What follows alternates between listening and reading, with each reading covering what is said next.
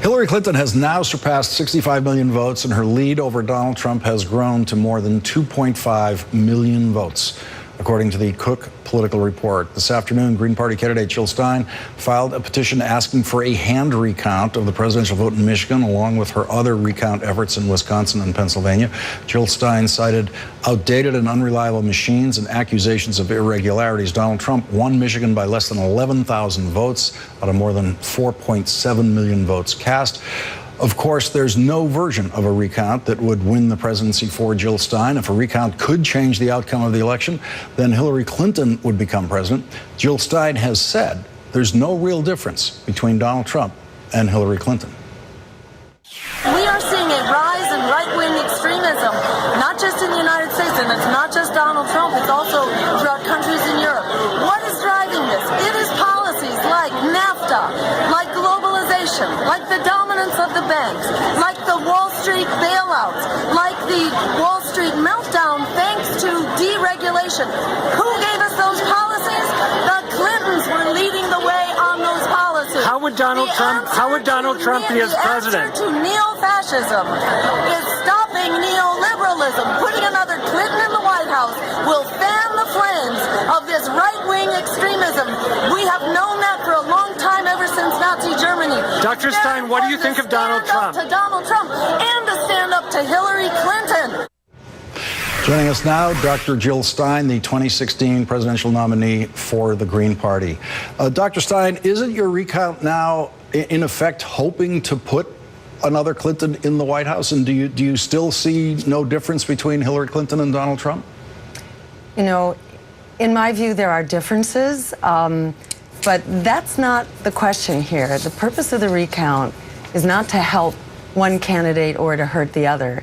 And in fact, we had identified 3 states when one of them did not have a declared winner, so it wasn't clear which way Michigan was going to go.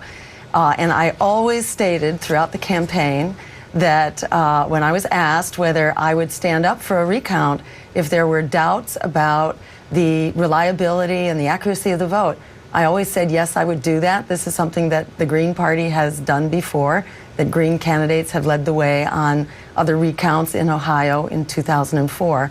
And I always said that if there was doubt about the confidence in the vote, that yes, I would stand up and call for a recount. It's not about helping one candidate.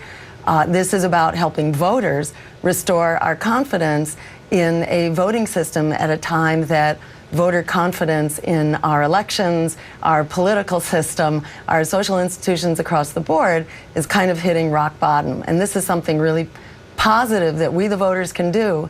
And in fact, people are chiming in from across the country, over 140,000 small donors contributing at an average of $45 apiece. In order to make this possible, we're standing up to say we want to be sure that this voting system is working for all of us.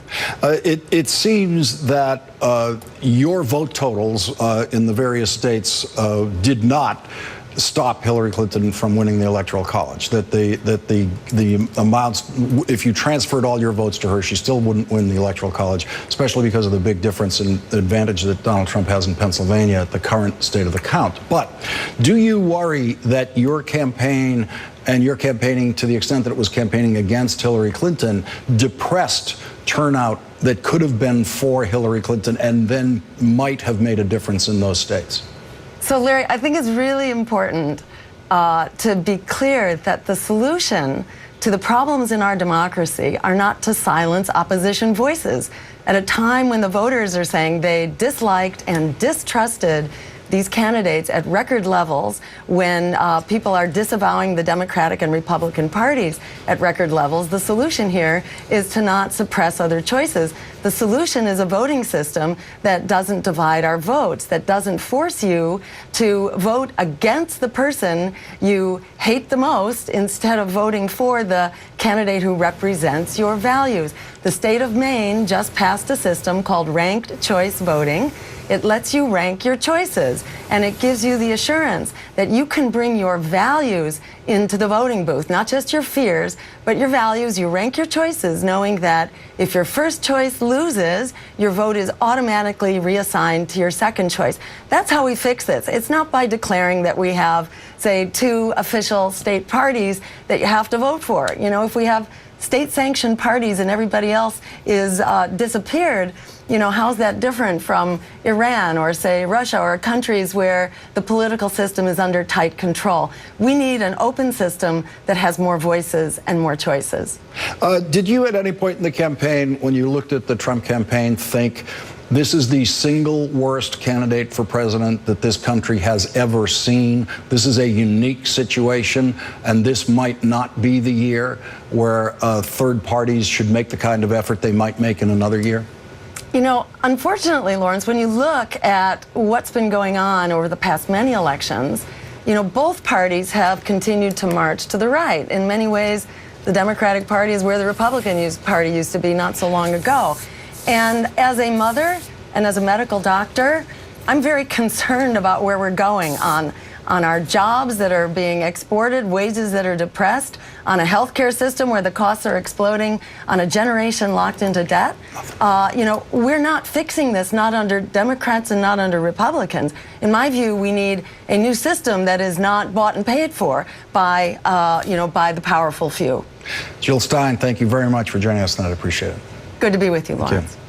Coming up, if Donald Trump nominates Sarah Palin to run the Veterans Affairs Administration, which is the latest rumor about the Trump transition, she will face in her Senate confirmation hearings much harder questions than what newspapers do you read?